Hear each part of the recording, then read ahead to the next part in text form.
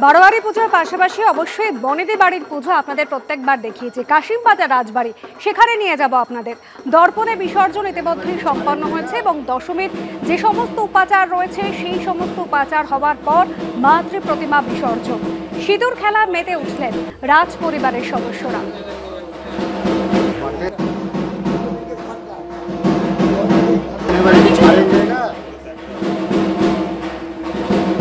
রাজীব চৌধুরী আমাদের প্রতিনিধি রয়েছেন আমাদের সঙ্গে। রাজীব, নিশ্চয়ই রাজ পরিবারের সদস্যদের আজ খুব মন খারাপ।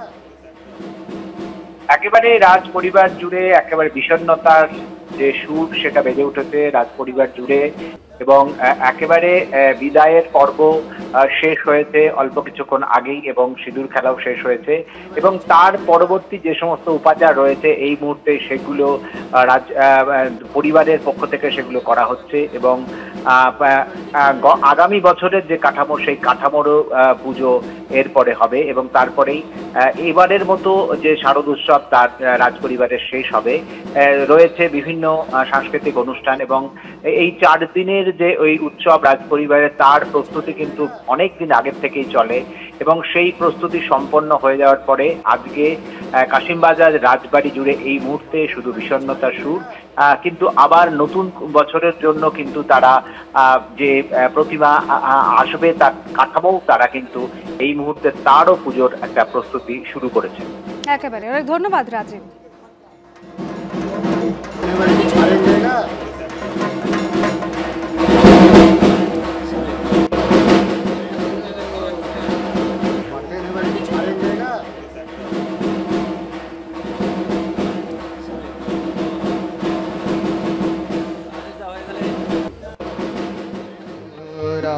একই সঙ্গে বেলুর মঠের ছবি দেখছেন।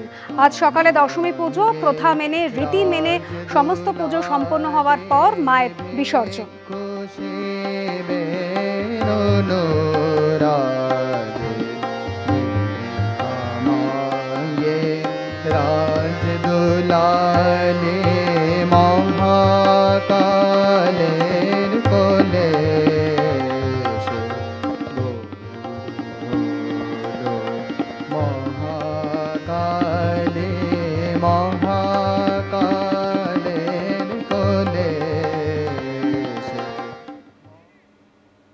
তিনি ব্যস্ত রাজনীতিক, রাজ্যের শাসক দল তৃণমূল কংগ্রেসের সর্বভারতীয় সাধারণ সম্পাদক।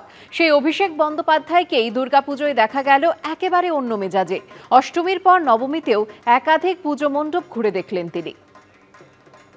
অষ্টমীর পর নবমী প্যান্ডেল পরিক্রমা করলেন অভিষেক বন্দ্যোপাধ্যায়। মেয়েকে সঙ্গে নিয়ে অষ্টমীতে ঠাকুর দেখতে গিয়েছিলেন উত্তরের দিকে, আর নবমীতে উত্তর থেকে দক্ষিণ কলকাতার একাধিক পুজো মণ্ডপ ঘুরলেন তিনি। বছরভর ব্যস্ত রাজনীতিককে এদিন দেখা গেছে অন্য মেজাজে। বুধবার বিকেল 4:30 কিছু পরে চালতাবাগান সর্বজনীনের পুজোয় আসেন অভিষেক বন্দ্যোপাধ্যায়। 81তম বর্ষে চালতাবাগান সর্বজনীনের পুজোর থিম আমার ভাষা বাংলা। দেবী মূর্তি এখানে দনুজ দলনী নয়, মা এখানে সবাইকে পড়াচ্ছেন। মাতৃভাষা যাদের হাত ধরে সমৃদ্ধ হয়েছে সেই সব মনীষীদের প্রতিকৃতি দিয়েই সাজানো হয়েছে মণ্ডপ। রবীন্দ্রনাথ ঠাকুর থেকে দ্বিজেন্দ্র লাল রায়। পুজো মণ্ডপে একাধিক মনীষীর প্রতিকৃতিতে মাল্যদান করেন তৃণমূলের সর্বভারতীয় সাধারণ সম্পাদক। চালতাবাগান সর্বজনীনের পুজো মণ্ডপ থেকে বেরিয়ে দর্শকদের সঙ্গে জনসংযোগ করতেও দেখা যায় তাকে। দক্ষিণ কলকাতার অন্যতম নজরকাড়া পুজো হল যোধপুর পার্কের 95 পল্লীর পুজো। 76তম বর্ষে তাদের থিম হে বঙ্গ ভাণ্ডারে তব বিবিধ রতন।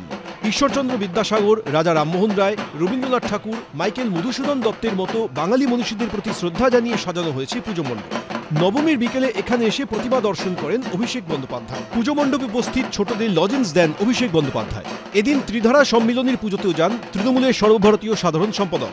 রাসবিহারীর তৃণমূল বিধায়ক ও মেয়র পরিষদ দেবাশিস কুমার এই পুজোর অন্যতম উদ্যোক্তা হিসেবে পরিচিত। 79তম বছরে ত্রিধারা সম্মিলনীর পুজোর থিম চলো ফিরি। কৈলাসের পুরনো দুর্গা মন্দির থেকে প্রাচীন মাতৃমূর্তির রূপ এই পুজোয় প্রাণ পেয়েছে শিল্পীর কল্পনায়। নবমীতে সোশ্যাল মিডিয়ায় পোস্ট করে অভিষেক বন্দ্যোপাধ্যায় লিখেছেন, মহানবমীতে শক্তির চরম প্রকাশের উদযাপন হয়, সেই শক্তি যা দুষ্টকে ধ্বংস করে ভারসাম্য ফিরিয়ে আনে। পবিত্রতা রক্ষায় সাহসের সঙ্গে জেগে ওঠার জন্য এটা বাংলার প্রত্যেক ছেলেমেয়ের কাছে একটা ডাক।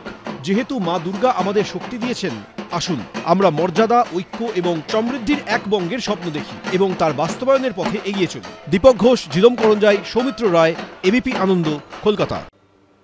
কেন্দ্রীয় সরকারি কর্মচারী ও পেনশনভোগীদের পুজোর আনন্দ দ্বিগুণ। উৎসবের মরশুমে আরও 3% ডিএ ঘোষণা করল কেন্দ্র। রাজ্যের সঙ্গে ফারাক বেড়ে দাঁড়ালো 40%। এ নিয়ে ফেসবুকে রাজ্য সরকারকে কটাক্ষ করেছেন শুভেন্দু অধিকারী। বিরোধী দলনেতাকে পাল্টা জবাব দিয়েছে তৃণমূল কংগ্রেস। পুজোর মধ্যেই পুজোর উপহার। বাংলার ঘরে ঘরে যখন নবমী নিশির বিষণ্ণতা, তখনই কেন্দ্রীয় সরকারি কর্মী এবং পেনশনভোগীদের জন্য এলো খুশির খবর। ফের ডিএ বৃদ্ধি করল কেন্দ্রীয় সরকার। আরও 3% ডিএ এবং ডিআর বৃদ্ধিতে শিলমোহর দিল কেন্দ্রীয় মন্ত্রিসভা। দেবীপক্ষের শুরুতেই বড়সড় রদবদল এসেছে জিএসটি কাঠামো।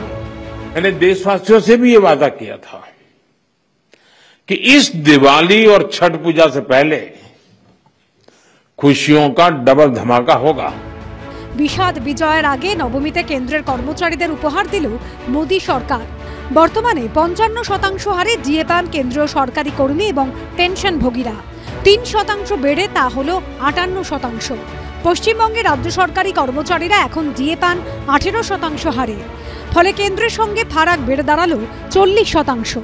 এ নিয়ে নিজের ফেসবুক পেজে বিরোধী দলনেতা লিখেছেন, দুর্ভাগ্যবশত কেন্দ্রীয় সরকারি কর্মচারী এবং পশ্চিমবঙ্গ সরকারি কর্মচারীদের প্রাপ্ত ডিএর হারের ক্রমবর্ধমান তফাৎ আরও এক ধাপ বৃদ্ধি পেল। এই উৎসবের মুহূর্তে নরেন্দ্র মোদীজি কেন্দ্রীয় সরকারি কর্মচারী এবং পেনশনার্সদের এবং কেন্দ্রীয় সরকারি বিদ্যালয়ের শিক্ষকদের, অধ্যাপকদের, এইমসের ডাক্তারদের, যারা কেন্দ্রের আন্ডারে, তাদেরকে 3% ডিএ প্রদানের কথা ঘোষণা করলেন। রাজ্যের সঙ্গে তফাৎ হয়ে গেল 38%। আপনাদের বিজেপি শাসিত অর্ধেক রাজ্যই তো কেন্দ্রের সমান হারে দেয় না। আপনি আবার বড় বড় কথা কি বলছেন? এরকমও তো বক্তব্য আছে যে আমাদের এখানে তো পেনশনও পায়, বহু রাজ্যে তো পেনশনও পান না। কেন্দ্রীয় সরকার বাংলার 1,95,000 কোটি টাকা আটকে রেখেছে, তো সেগুলো না দিয়ে আপনারা এই সমান এত তফাৎ এই কথাগুলো বলতে আপনাদের লজ্জা করছে না? 1 জুলাই থেকে কার্যকর এই সিদ্ধান্ত। সেক্ষেত্রে 3 মাসের বকেয়া ডিএ অক্টোবরে বেতনের সঙ্গে পাবেন কেন্দ্রীয় সরকারি কর্মচারীরা। পেনশনভোগীদের ক্ষেত্রেও একই নিয়ম প্রযোজ্য। 18% আমরা পাচ্ছি আর 58% ডিএ পাচ্ছে কেন্দ্রীয় সরকার। আমরা এখনো পিছিয়ে রইলাম 40%। অর্থাৎ এই 40% মহার্ঘভাতা যতদিন না আমরা পাচ্ছি ততদিন আমাদের বেতন কমিশন হবে না। অথচ কেন্দ্রীয় সরকারের বেতন কমিশন ঠিক 1/1/2026 লাগু হতে যাচ্ছে। এই যে বঞ্চনা, এই বঞ্চনার কারণেই কিন্তু আমরা পঞ্চম বেতন কমিশনের ডিএ নিয়ে মামলা করেছিলাম। সেই মামলা কর্মচারী সমাজ জানে। কেন্দ্রীয় সরকারের তথ্য অনুযায়ী এর ফলে উপকৃত হবেন 49,19,000 কেন্দ্রীয় সরকারি কর্মী এবং 69 লক্ষ পেনশনভোগী। এর জন্য প্রতি বছর সরকারের বাড়তি খরচ হবে প্রায় 10,084 কোটি টাকা। পুজোর মরশুমে 3% ডিএ এবং ডিআর বাড়ানোর কথা ঘোষণা করেছে ত্রিপুরার বিজেপি শাসিত মানিক সাহার সরকারও, যা কার্যকর হলো নবমীর দিন থেকে।